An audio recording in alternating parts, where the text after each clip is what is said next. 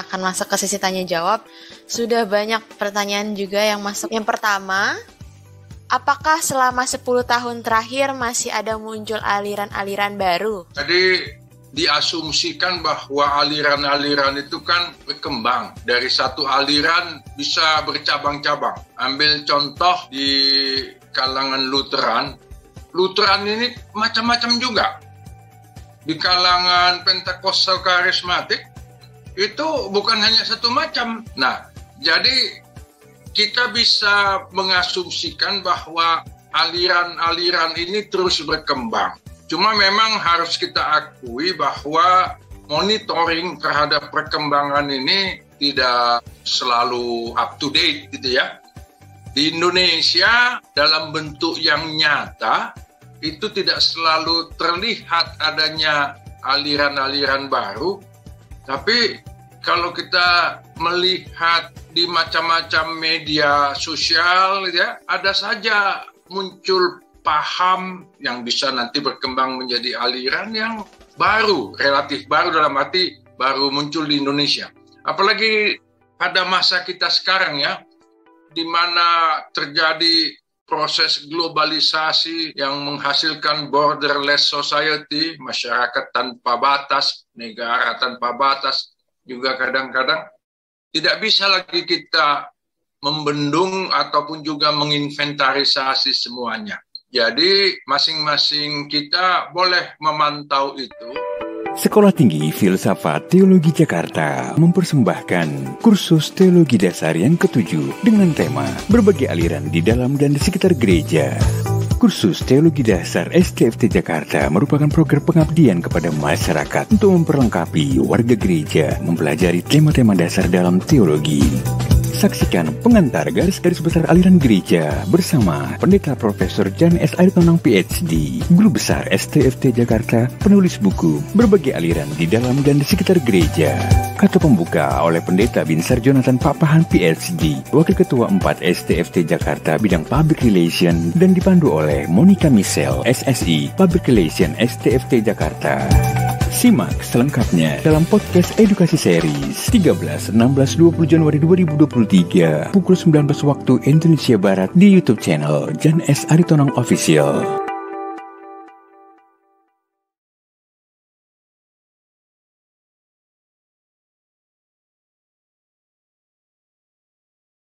Terima kasih Bu Arum untuk pertanyaannya. Kita lanjut ke Pak Paulus. Dipersilahkan Pak.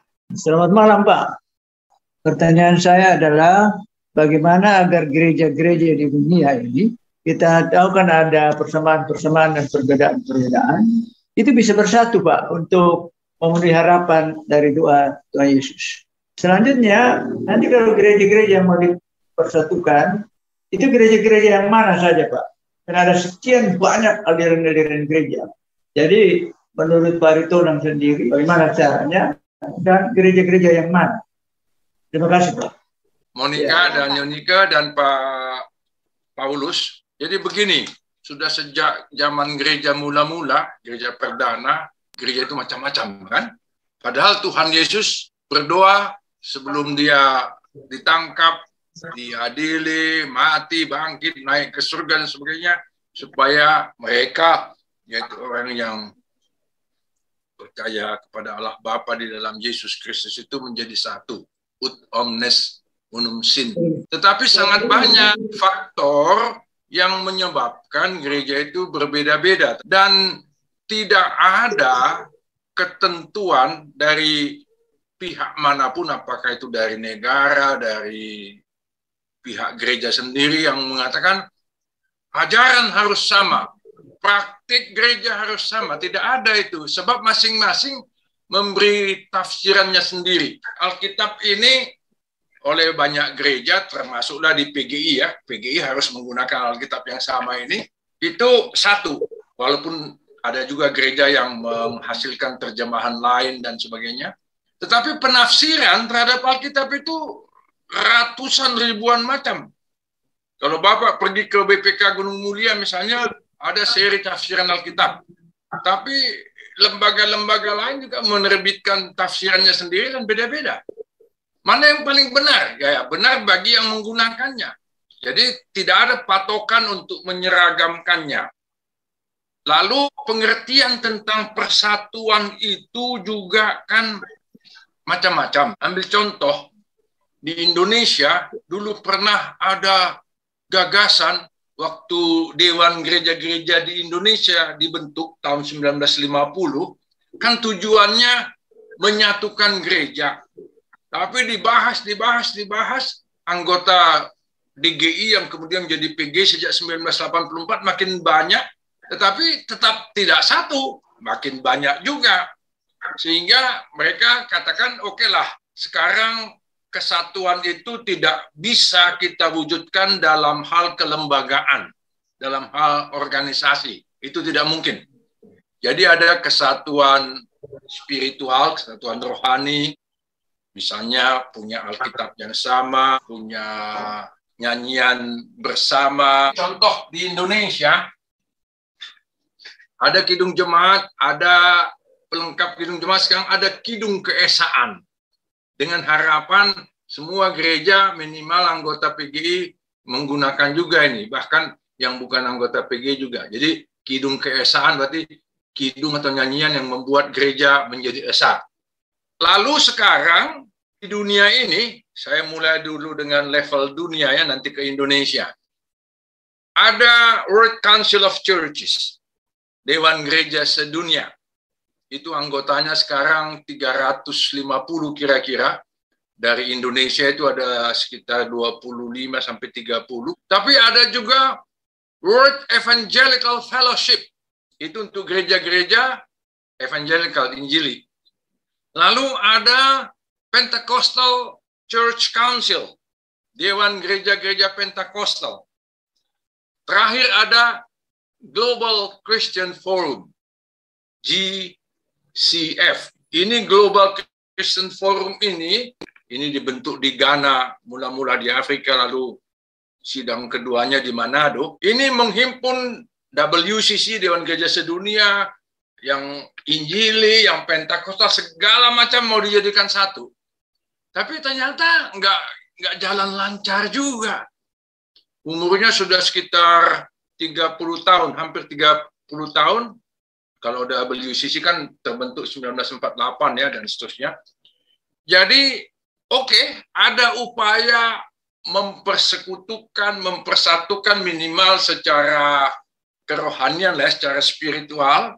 Tetapi yang kita lihat dalam praktiknya itu kan gereja jalan sendiri-sendiri. Lebih banyak, lebih suka gereja menyelenggarakan kegiatannya sendiri ketimbang bersama dengan gereja-gereja lain. Jadi umat Kristen yang 2,4 miliar ini itu lebih sering berkegiatan di lingkungan sendiri. Itu kan lebih sibuk dengan diri sendiri dibanding dengan kalau berkumpul bersama dengan gereja-gereja lain. Sehingga saya yang sudah sekian puluh tahun memikirkan soal ini, akhirnya menyerah dalam arti, ya sudahlah, biarlah gereja ini macam-macam, yang penting semua percaya kepada Tuhan Yesus sebagai Tuhan dan Juru Selamat. Daripada harus mempersatukan organisasi, itu tidak mungkin. Mempersatukan ajaran yang sangat rinci, tidak mungkin. Sehingga saya selalu berusaha, misalnya kemanapun saya pergi, mencari teman saya seiman, di gereja manapun itu. Saya ke Afrika Selatan misalnya, dibawa ke gereja yang di Afrika itu kan semua gereja apapun goyang-goyang kalau kebaktian. Khotbah pun sambil menari-nari. Sudahlah, saya khotbah sambil menari-nari. Dan seterusnya. Saya pergi ke Papua dengan gaya mereka dan seterusnya. Jadi artinya kita tetap merasa bahwa kita ini satu dalam iman, satu dalam Tuhan. Daripada kita selalu ribut bicarakan atau mempersoalkan perbedaan-perbedaan, kita lihatlah mana yang bisa mempersatukan kita. Terima kasih banyak Pak Paulus untuk pertanyaannya dan juga tanggapannya Pak Yan. Karena ini banyak, jadi Bapak Ibu semua kita stop dulu pertanyaan yang masuk sampai terakhir nanti di Pak Sirayandris ya. Jadi kita akan jawab apa yang sudah ada dulu sekarang. Ya, kita yang ketiga sekarang. Betul, kita masuk ke kolom chat terlebih dahulu. Ada dari Pak Yos. Saya akan bacakan ya Pak. Pak Yos mengatakan, perihal beragamnya denominasi gereja, bahkan semuanya sekarang hampir masuk dalam keanggotaan PGI, saya ingin bertanya beberapa hal tentang praktik di gereja. Pertama, masih ditemukan sulitnya anggota gereja berpindah ke anggotaan gereja, padahal beliau sudah pindah kota dan alasan lainnya. Mengapa masih ditemukan gereja yang menahan anggotanya untuk tidak pindah, walaupun sudah lama tidak bergereja di sana? Apa yang perlu dilakukan untuk praktik seperti itu? Nah, yang kedua, perihal pernikahan masih ditemukan juga kasus-kasus anggota gereja ingin menikah dengan calon yang beda anggota gereja, tetapi untuk dilaksanakan pemberkatan pernikahan harus pindah ke anggotaan dulu. Bukankah praktik ini menyalahi kesepakatan bersama sebagai gereja yang beragam tapi saling menghormati? Bagaimana menanggulangi kasus seperti ini, Pak Prof? Apalagi di anggota gereja-gereja anggota PGI. Silakan, Pak. Baik, terima kasih Pak Yos. Saya akan mulai dulu dengan statistik ya. Di Indonesia tadi sudah saya sebut, organisasi gereja itu lebih 400. Yang masuk di PGI hanya 90. Jadi artinya nggak sampai 25% ya. Walaupun mungkin dari sudut jumlah anggota, yang 90 ini lebih banyak daripada yang selebihnya itu. Tapi memang kesulitannya juga bukan hanya soal masuk ke PGI atau tidak. Yang menjadi kenyataan, tidak hanya di Indonesia, di seluruh dunia. Kan orang sekarang sangat mobile ya. Walaupun tidak mesti mendaftar sebagai anggota. Tadi saya sudah katakan sebagai contoh ya di GBI Medan Plaza itu, mereka tidak menjadi anggota GBI Medan Plaza, tapi mereka hadir dalam acara-acara di situ. Sehingga saya juga bertanya sebenarnya, nanti kalau ada waktu Pak Yos bisa jelaskan lebih lanjut, di mana orang Kristen, terutama di Indonesia ya, yang mengalami kesulitan pindah gereja. Mungkin gereja asalnya tidak begitu mudah memberikan surat pindah atau atestasi ya. Tetapi kalau dia mau masuk ke gereja lain, biasanya diterima dengan sukacita, nggak ditanya surat atestasinya, langsung diterima kan. Nah, gereja-gereja kadang-kadang enggan memberikan surat atestasi dengan dasar pertimbangan nanti anggotaku berkurang. Apalagi yang mau pindah ini orang kuat ya, kuat secara ekonomi, kuat secara politik, wah rugi dong kami kalau dia pindah. Tapi ya khusus di lingkungan PGI berdasarkan piagam saling mengakui dan saling menerima ini, sebenarnya tidak ada lagi alasan untuk mempersulit pindah gereja asalkan ada alasan yang jelas. Misalnya pindah domisili atau tempat tinggal. Kita juga harus akui ya bahwa perpindahan keanggotaan gereja ini kan tidak hanya karena pindah domisili atau karena jauh dari gereja asal. Ada juga karena ribut-ribut dengan anggota lain, bahkan dengan pendetanya dan sebagainya. Nah, tapi pada prinsipnya kalau di lingkungan PGI yang tidak ada kesulitan untuk berpindah gereja. Asalkan sekali lagi jelas alasannya dan tidak menimbulkan permasalahan. Sebab nanti bisa saja terjadi ya, ketika si A berpindah dari gereja yang satu ke gereja yang lain, nanti di antara gereja itu jadi cekcok. Tentu tidak demikian. Maka seringkali gereja-gereja itu ketika ada anggota yang mau pindah, sebelum dikeluarkan surat pindah atau surat atestasi, dihubungi dulu gereja yang dia mau masuk ini. Artinya kalau sesama anggota PGI itu urusannya bisa menjadi sangat lancar. Nah, tentang pernikahan, itu kan juga salah satu hal yang diatur dalam dokumen keesaan gereja yang tadi saya tunjukkan itu, dalam dokumen piagam saling mengakui dan saling menerima. Di Di situ dinyatakan baptisan, pernikahan, dan status keanggotaan dari seseorang yang mau misalnya entah menikah atau bahkan dibaptis di gereja lain sama anggota PGI ini ya, itu tidak dipermasalahkan. Yang dipermasalahkan adalah kalau misalnya tentang baptisan tadi, baptisan ulang. Dulu memang kita tahu ya, di gereja tertentu pernikahan harus disamakan dulu keanggotaannya. Tetapi sekarang kalau itu sesama anggota PGI tidak lagi demikian. Kecuali kalau perbedaan agama. Nah, dalam perbedaan agama ini kita memang harus memberi pertimbangan yang lebih hati-hati karena ada undang-undang perkawinan di negara kita yang mengharuskan orang yang menikah itu harus seagama. Tapi ya itu berbeda dengan yang tidak satu gereja. Kalau di antara mereka yang anggota gerejanya berbeda, tidak ada masalah. Bahkan saya punya pengalaman, anggota gereja kami menikah dengan yang Katolik, lalu yang melayani pemberkatan atau ibadah pernikahannya, ya saya bersama dengan seorang Romo, jadi nggak masalah.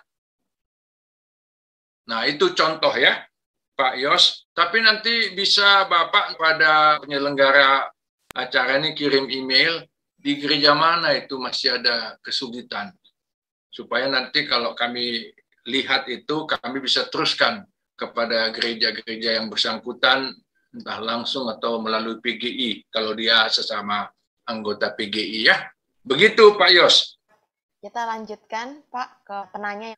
Pak Listen, silakan. Selamat malam Prof. Tadi kan disampaikan mengenai dari awalnya juga dari gereja mula-mula juga sudah ada suatu perbedaan paham-paham yang termasuk tadi gnostik. Nah, di sana tadi Prof menyatakan bahwa mereka itu sampai dibikin istilah sesat atau bidat. Nah, yang mau saya tanya adalah tentang saat ini saksi Jehovah, Prof. Saksi Jehovah ini kan sebelum Gus Dur membebaskan aliran-aliran di Indonesia ini, Kejaksaan Agung kan pernah menyatakan bahwa saksi Jehovah itu kan adalah termasuk aliran sesat gitu. Nah, setelah Gus Dur merubah itu semua, akhirnya justru pembina dari saksi Jehovah itu adalah Pebimas Kristen sendiri gitu. Nah, kenapa kok kita sendiri nggak bisa berani menyatakan bahwa itu adalah bidat atau sesat? Itu yang pertama. Yang kedua, Prof, nanti kita kan di sini ada ingin mendalami tentang saksi Jehovah. Apakah ini nggak salah satu pintu masuk mereka untuk mengabarkan tentang ajaran saksi Jehovah itu kepada orang lebih banyak lagi? Baik, saya dalam buku berbagai aliran ini menyarankan agar kita tidak begitu mudah menggunakan istilah bidat atau ajaran sesat. Makanya saya pakai istilah aliran. Tetapi saya juga katakan di sini, kalau gereja tertentu mau memberi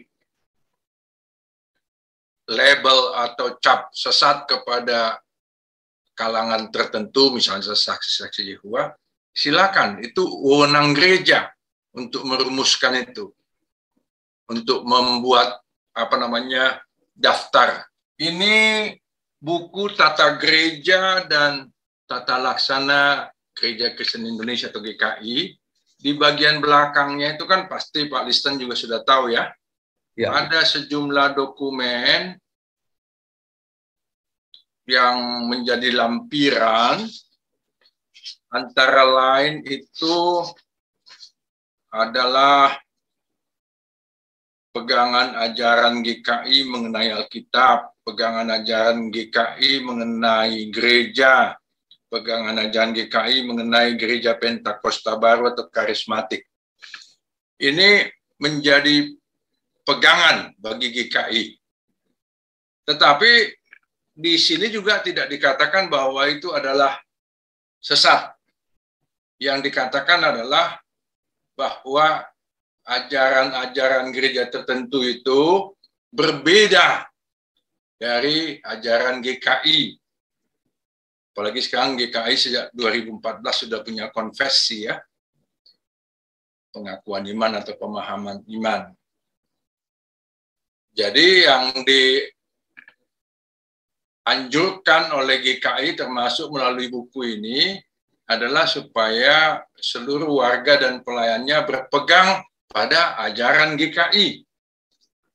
Tapi tidak begitu saja mencap yang ini itu sebagai sesat.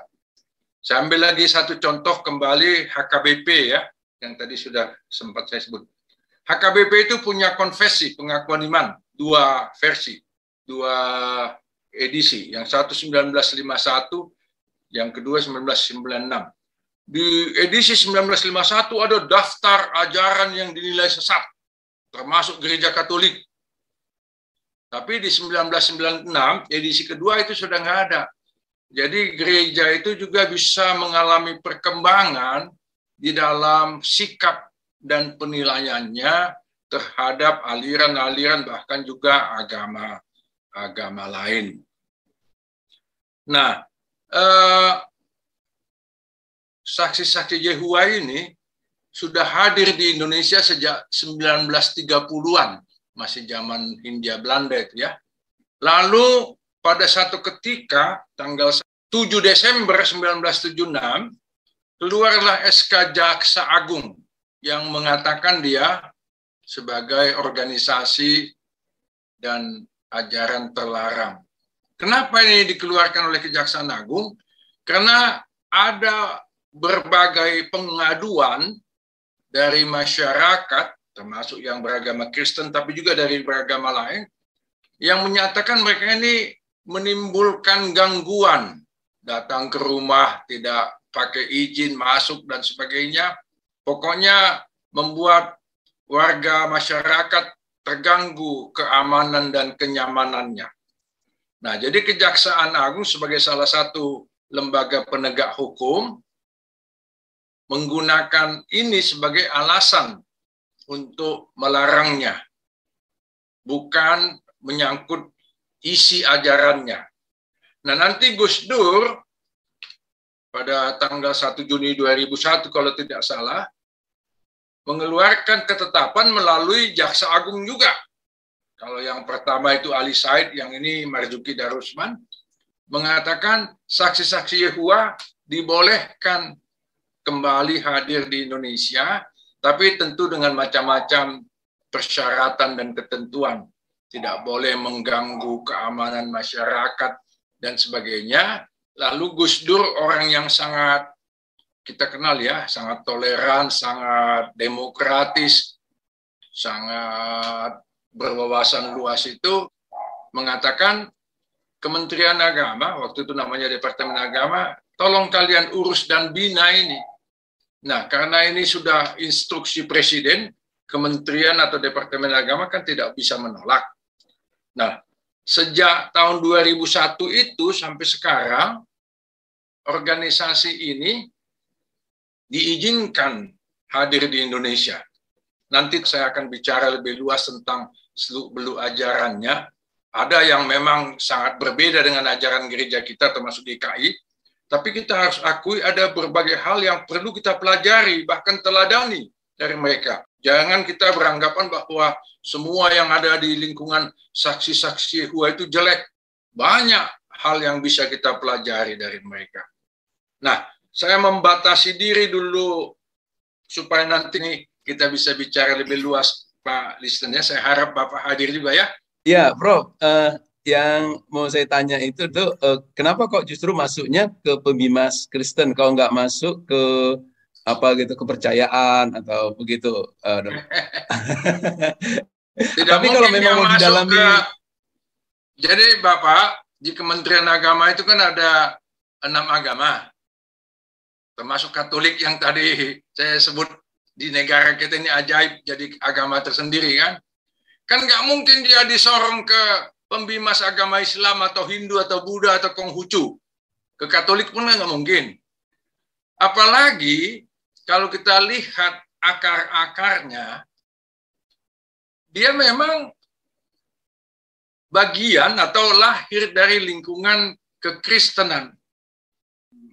Itu kalau diusut panjang sekali.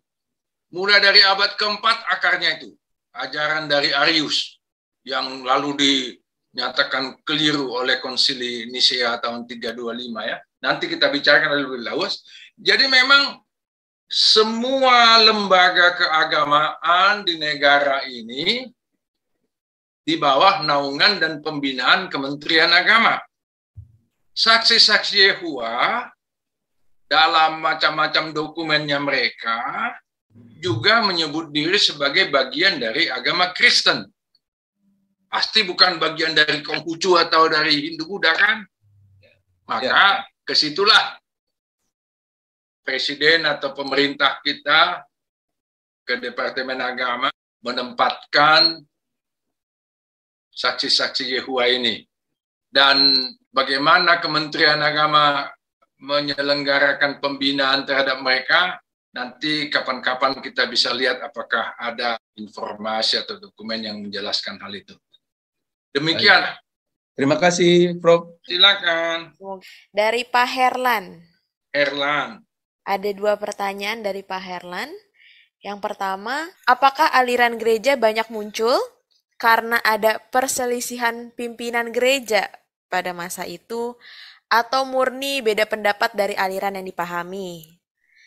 Dan yang kedua, apakah istilah gereja setan pantas disebut gereja? Bukankah gereja adalah tubuh Kristus? Nah itu, Prof. Yan. Baik. Saya mau mulai dulu dengan yang terakhir ya, boleh ya? Silakan, Walaupun Pak. nanti saya masih akan bicara ini, mudah-mudahan Pak Herlan hadir. Jadi, tadi saya sudah singgung, gereja setan itu kan munculnya di Amerika. Nama gerejanya atau organisasinya Church of Satan, pahamnya atau ajarannya Satanism. Di Amerika itu, istilah gereja tidak hanya untuk Kristen. Kalau Bapak ke Amerika Serikat, ada di situ Church of Islam, Church of Buddhist, dan seterusnya. Sehingga ketika Anton Szandor Lavey, itu pencetus gereja setan ini kan, membentuk ini dan mendaftarkannya ke pemerintah Amerika Serikat, mereka didaftarkan. Karena memang tidak ada peraturan di Amerika Serikat yang mengatakan bahwa istilah church atau gereja hanya untuk Kristen. Nah, jadi memang ya kita bisa saja setuju atau tidak setuju terhadap policy dari pemerintah Amerika Serikat. Lalu di sana, makanya di Amerika Serikat itu banyak sekali aliran maupun lembaga keagamaan. Sejauh tidak menimbulkan keonaran atau gangguan keamanan, diizinkan apapun isi ajarannya. Nah, tapi kalau nanti misalnya melakukan tindakan kriminal, kita ingat misalnya David Koresh ya, dan yang lain-lain yang mengakibatkan pembunuhan atau bunuh diri, nah itu baru dilarang atau ditindak. Nah, rupanya Church of Satan ini di Amerika Serikat ini belum menimbulkan gangguan keamanan dan tindakan kriminal, sehingga sampai sekarang ya masih diizinkan. Nanti saya akan cerita lebih panjang lah ya untuk gereja setan ini. Nah sekarang yang kedua, apakah macam-macam aliran gereja ini akibat perbedaan pemahaman atau perselisihan pemimpin-pemimpin agama? Ini 2 hal yang seringkali tidak bisa dipisahkan ya. Perbedaan ajaran maupun praktik menimbulkan perselisihan. Jadi tadi kan saya sudah menjelaskan bahwa sejak abad-abad pertama di dalam, kita batasilah dulu ya, gereja Kristen sudah tidak satu macam ajaran dan praktik. Lalu kelompok yang satu mengatakan ini yang benar, kelompok yang lain mengatakan oh kami yang benar. Nah dengan adanya klaim ini muncullah perselisihan. Lalu masing-masing menyatakan diri paling benar, lalu dalam berbagai situasi berdirilah lembaga masing-masing dan saling menuduh yang sana itu salah, bidat, sesat, kami yang benar. Banyak sekali faktor yang mengakibatkan begitu banyak aliran gereja di dunia ini. Jadi misalnya kawan-kawan kita dari Pentakostal Karismatik ya, ini sebuah aliran yang kemudian juga bercabang-cabang. Ini kan oleh kawan-kawan dari, tanda kutip saya sebut, gereja-gereja arus utama, dinyatakan sesat mula-mula. Tapi belakangan ketika gereja-gereja Pentakostal Karismatik semakin berkembang dan semakin menarik minat dari banyak gereja-gereja atau anggota gereja-gereja arus utama, cap itu semakin berkurang kan? Bahkan coba kita lihat sekarang gereja-gereja kita. Banyak sekali gaya bergereja kita kan meniru gereja-gereja Pentakostal Karismatik. Kadang-kadang di gereja tertentu itu disebut kebaktian alternatif. Nah, sehingga apa-apa yang sebelumnya dituduhkan atau dilabelkan ke kawan-kawan Pentakostal Karismatik, sekarang sudah tidak begitu. Bahkan banyak sekali gereja-gereja yang menerapkan atau menyerap gaya bergereja dari Pentakostal Karismatik ke dalam gerejanya sendiri. Gereja Katolik Roma yang besar itu, dia juga punya satu unit yang disebut Catholic Charismatic Renewal, pembaruan karismatik Katolik. Dulu gereja Katolik sangat anti terhadap kalangan Pentakostal Karismatik, tapi sekarang mereka sudah bisa lebih rukun. Nah, jadi oke lah ada perbedaan di sana-sini, tapi itu mestinya tidak perlu membuat berkelahi ya. Cuma memang perkelahian antar gereja atau antar aliran ini kan seringkali tidak hanya menyangkut soal-soal gerejawi, juga menyangkut soal politik. Kita lihat di Irlandia misalnya, yang masih terus berkelahi gereja-gereja yang satu dengan yang lain. Itu tidak hanya urusan ajaran, itu urusan politik juga. Dan di banyak tempat begitu. Nah, sementara begitu dulu Pak Herlan ya, nanti kalau tentang gereja setan kita bahas lebih lanjut ya. Baik. Ya, makasih Prof. Terima kasih Pak Herlan. Kita masuk ke penanya Pak Sirayandris, dipersilakan. Mudah-mudahan ini yang terakhir ya. Masih ada Prof. Kalau misalnya Prof mengizinkan nanti lewat 5 menit aja. Baik, izin Prof bertanya. Silakan. Baik, sebagaimana tulisan Prof tentang dampak reformasi terhadap perpecahan gereja dan maknanya bagi upaya penyatuan gereja, tulisan Prof tahun 2017 di Leda Lero. Beberapa masalah dan kesulitan gerakan ekumene di Indonesia saat ini, diantaranya misalnya Prof sebutkan pertama, banyaknya denominasi yang menjelma menjadi ratusan organisasi gereja. Lalu kedua, sebagian besar gereja sibuk dengan diri sendiri, terutama menyangkut hal-hal yang lebih bersifat praktis. Lalu yang ketiga, krisis kepemimpinan dan kepercayaan. Kenyataannya memang bukan hanya perkelahian antar gereja, tetapi banyak gereja juga secara internal masing-masing juga terpecah-pecah. Pertanyaannya, apakah ini karena dimensi kelembagaan yang mendominasi dimensi persekutuan, ataukah ada hal lain Prof, misalnya yang Prof temukan dari riset-riset Prof sebelumnya, yang memperlihatkan bahwa ada penyebab lain yang begitu mudahnya membuat gereja berkonflik hingga terpecah belah itu Prof. Izin Prof, terima kasih. Terima kasih Pak Botara Sirayandris ya. Bapak tentu tahu ya, banyak sekali faktor yang menyebabkan perpecahan internal di sebuah gereja maupun juga perselisihan antar gereja. Itu mulai dari soal ajaran, sampai soal politik, sampai soal ekonomi, sampai soal kebudayaan, adat istiadat, dan sebagainya. Saya terus terang masih menyimpan tanda tanya juga ya. Kenapa di tengah-tengah kesulitan yang kita hadapi sebagai bangsa dan negara, juga di tengah-tengah komunikasi kita yang tidak selalu lancar dengan kawan-kawan kita berbeda agama, terutama kawan-kawan kita Islam, sebagian. tidak semuanya tentu. Kita sendiri sesama orang Kristen sulit sekali bersatu, berdamai, dan kita orang bersaudara gitu ya. Nah, saya tidak bisa menjawab pertanyaan Bapak ini secara tuntas. Karena tiap gereja itu punya situasinya sendiri, punya faktor-faktor penyebabnya sendiri. Di gereja kita di Indonesia ini kan sudah banyak sekali contoh konflik internal ya. Entah itu di HKBP, di gereja kami, GKPI juga pernah, di PKB. Monica di PKB bukan? Dulunya GPKB. Sekarang enggak lagi? Sekarang di JPCC. Itulah. Jadi ini si Monica ini daripada ribut-ribut pindah gereja saja katanya. Betul. Saya tahu apakah Pak Botara juga nanti akan begitu. Cuma memang di Halmahera pilihannya mungkin tidak banyak ya. Oke lah. Jadi sekali lagi banyak sekali faktor yang seringkali saling berkelindan antara yang satu dengan yang lain.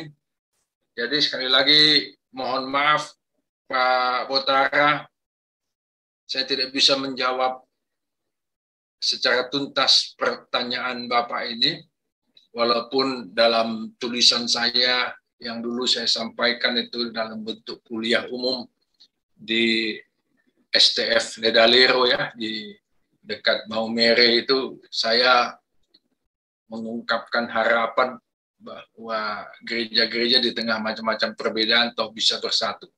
Saya selalu mengajak kawan-kawan kita, katakan dalam tanda petik kalangan Protestan, tiru kawan-kawan Katolik. Di Katolik itu banyak sekali persengketaan, banyak sekali perselisihan. Tapi mereka bisa tetap utuh.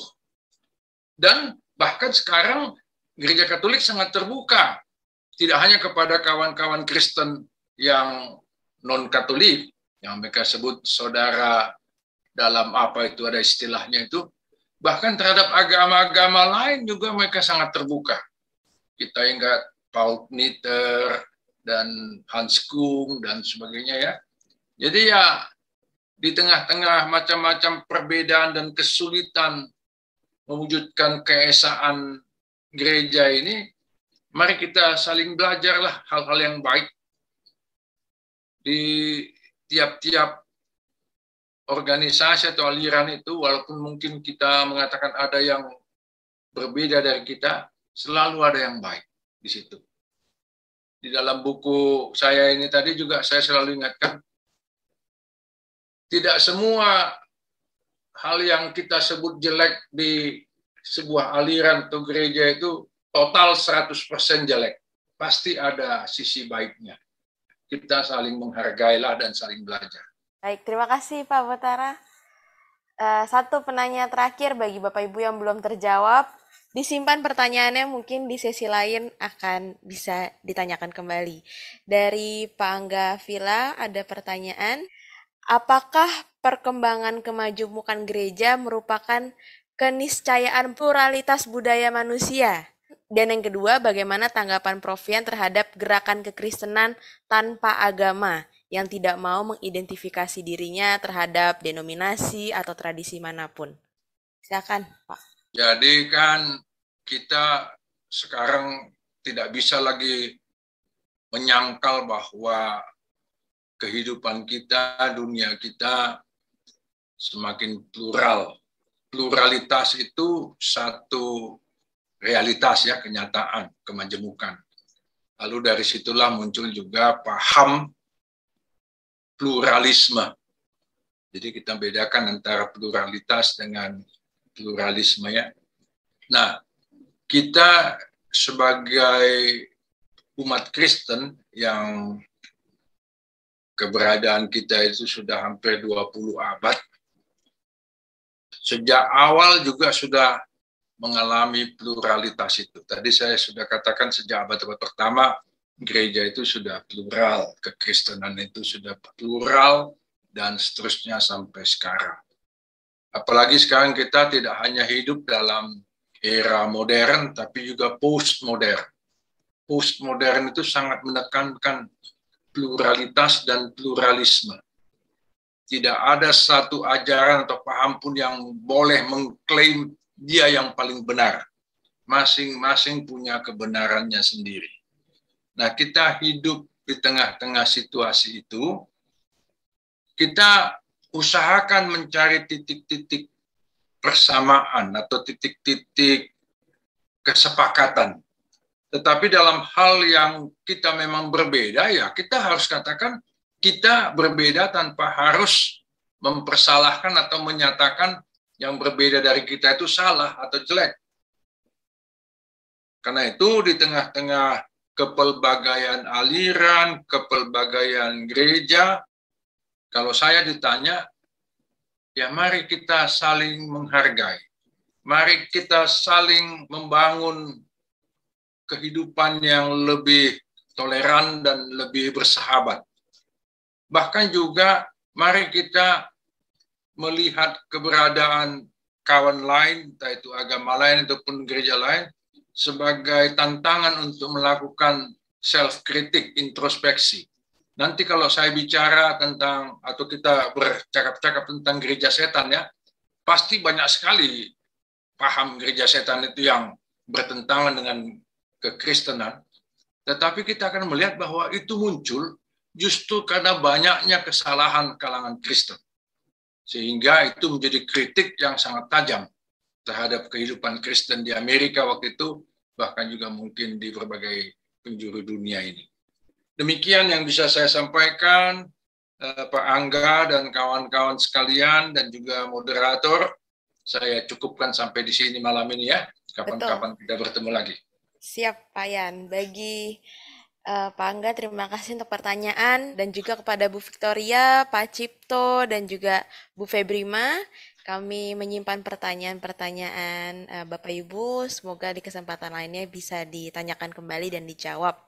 Terima kasih banyak Prof. Yan untuk menutup sesi ini dengan statement yang luar biasa, dan kiranya ini bisa menjadi dasar juga melihat aliran-aliran lain yang akan kita pelajari di sesi-sesi berikutnya dengan pola pikir yang toleran. Bapak Ibu, sampai jumpa di pertemuan berikutnya, dan di sesi kali ini saya ingin meminta kesediaan Prof. Yan untuk menutup kita semua dalam doa.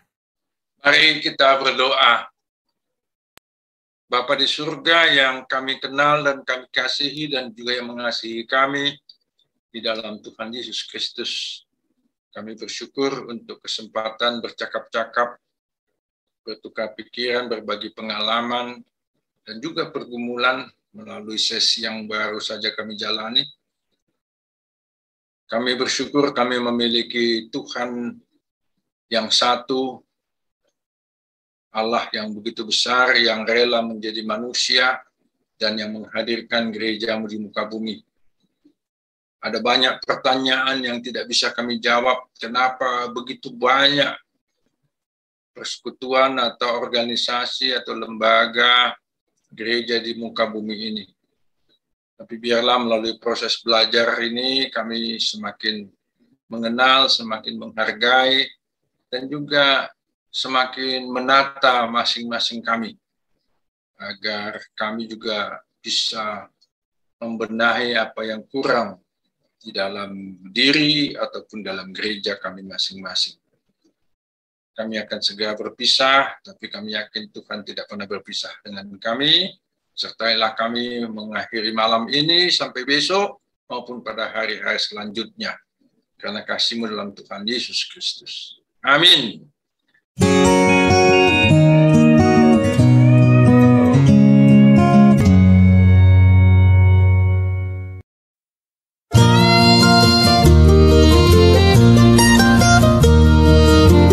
Podcast edukasi series Jan S. Aritonang Official.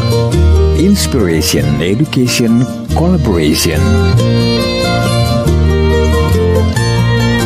Jan S. Aritonang Official. Inspiration, Education, Collaboration.